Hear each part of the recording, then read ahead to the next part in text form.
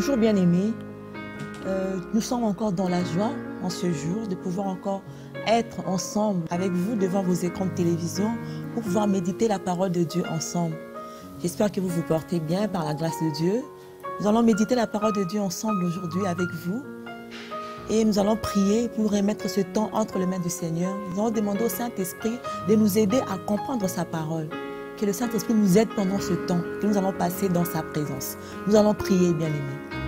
Seigneur Dieu de gloire, nous voici encore devant ta face, ô Dieu de gloire, pour pouvoir méditer ta parole. Seigneur, Saint-Esprit de Dieu, assiste-nous pendant ce temps. Père, je te recommande mon frère, ma soeur, ô Dieu. Laisse que cette parole puisse trouver la place dans nos cœurs, Seigneur Jésus. Que cette parole puisse produire de fruits dans nos cœurs, de fruits dans nos vies, de fruits dignes de repentance, ô Dieu. Bénis ce temps, ô Saint-Esprit. Assiste-nous encore. Facilite-nous encore cette compréhension de la parole, ô Dieu. Bénis chacun de nous. Bénis tout à chacun de nous pendant ce temps, ô Dieu. Que l'honneur et la gloire te reviennent. Merci, Seigneur Jésus-Christ. Amen. Le texte du jour, bien-aimé, se trouve dans le livre de 1 Thessaloniciens, chapitre 1, du premier verset jusqu'au verset 4. Là, nous voyons que nous commençons un nouveau chapitre, bien-aimé. C'est celui du livre de l'épître de Paul aux Thessaloniciens. Au fait, j'en ai un petit mais sur cette épître de Thessaloniciens. Au fait, l'épître des Thessaloniciens, c'est une lettre que Paul a écrite à une église de Thessalonique, l'église locale. Au fait, c'était une église qui était jeune dans la foi, une église qui n'avait pas beaucoup de connaissances. C'était une église qui avait abandonné son premier amour pour se livrer dans les idoles. Mais là, l'apôtre Paul écrit à cette église pour leur apporter de la connaissance. Parce que cette église s'était donnée à attendre la venue de Jésus-Christ. Il y avait des bases chrétiennes dans cette église. Et nous allons remarquer que l'épître de Paul aux Thessaloniciens, c'est une épître qui nous exhorte, bien-aimés, à servir Dieu avec une vie de consécration et attendre la venue du Seigneur Jésus-Christ. Cela nécessite vraiment la pratique de la parole de Dieu dans notre vie, la pratique d'une vie chrétienne au premier plan. Nous allons lire, bien aimé, le chapitre 1, du verset 1er au verset 4. Nous lisons la parole de Dieu. Paul, Sylvain et Timothée, à l'église de Thessaloniciens, qui est en Dieu le Père et en Jésus-Christ le Seigneur, que la grâce et la paix vous soient données. Verset 2. Nous rendons continuellement grâce à Dieu pour vous tous, faisant mention de vous dans nos prières. Nous rappelons sans cesse l'œuvre de votre foi, le travail de votre amour et la fermeté de votre espérance en notre Seigneur Jésus-Christ devant Dieu notre Père. Verset 4. Nous savons, frères bien-aimés, de Dieu, que vous avez été élus. Parole du Seigneur. Bien-aimés, j'aimerais partager surtout sur le verset 2, où l'apôtre Paul nous dit, bien-aimés, qu'il faisait mention de vous dans nos prières. Donc, c'est là, je veux dire quoi, bien-aimés? Que la prière, bien-aimés, c'est vraiment importante dans notre vie. Nous avons vu que l'apôtre Paul était un homme qui était occupé, mais au-delà de ses occupations, il n'oubliait pas la prière. Au-delà de ses occupations, c'était un homme de prière. Il en savait la valeur, il ne négligeait pas la prière. J'aimerais vous exhorter, bien-aimés, ce jour, que la prière, ça doit être primordial dans notre vie. La prière est vraiment importante dans notre vie. Il commence par dire aussi, nous rendons continuellement grâce à Dieu pour vous tous. Bien-aimés, j'aimerais nous exhorter encore, bien-aimés, à apprendre, bien-aimés, à rendre grâce à Dieu pour les autres. C'est vrai, nous n'avons pas cette habitude-là de rendre grâce à Dieu pour les autres. Nous laissons souvent place à des critiques. Nous regardons souvent les points négatifs dans la vie de nos frères et de nos sœurs.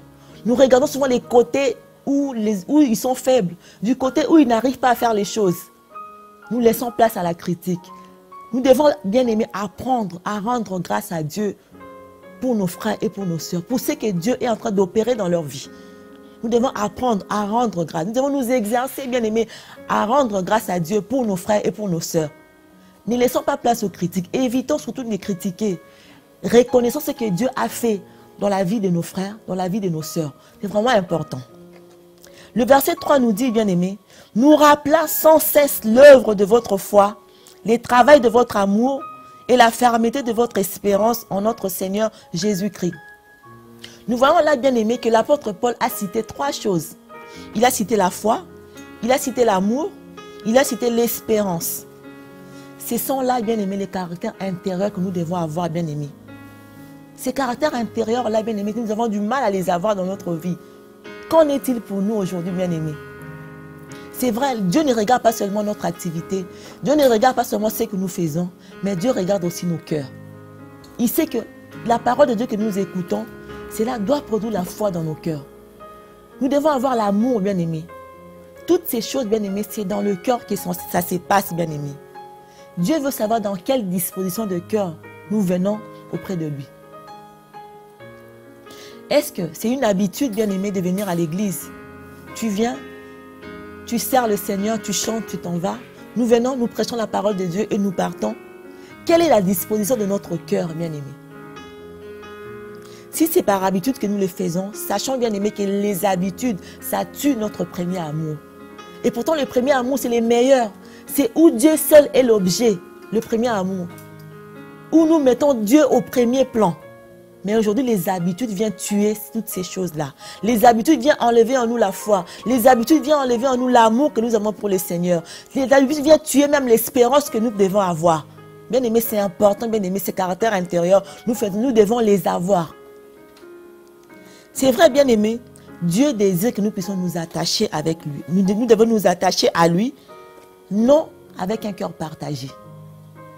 C'est vrai, nous devons avoir la connaissance des Écritures. Nous devons tout connaître, peut-être la Bible en entière, dans toute son entièreté. Mais cela ne suffit pas.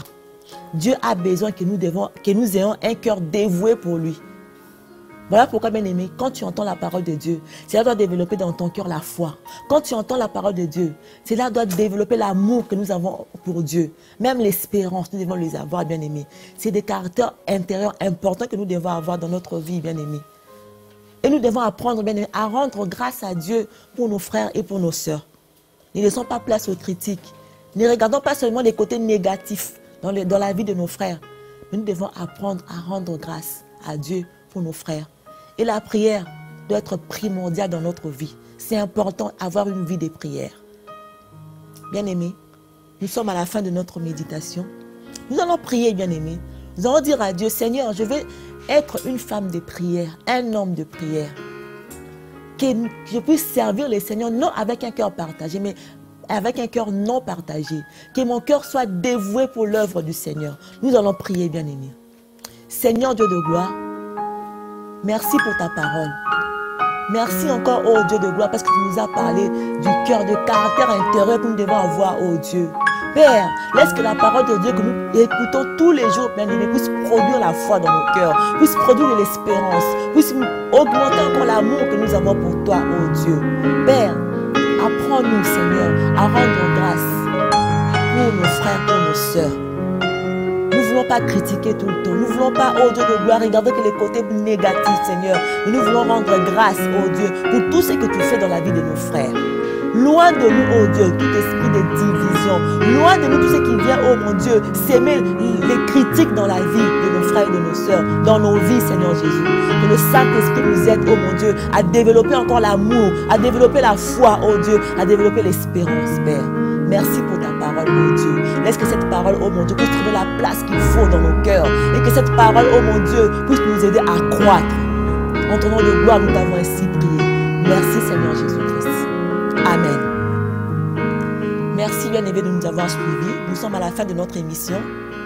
Et je vous invite, bien-aimés, à nous suivre sur nos réseaux de diffusion Maranatha Télévision, Orao Télécom, canal 142. Abonnez-vous sur YouTube, bien-aimé, Maranatha Télévision. Et nous avons aussi une radio, bien-aimée, Radio Maranatha, sur www.maranathatv.fr. Que le Seigneur vous bénisse. À très bientôt. Soyez bénis.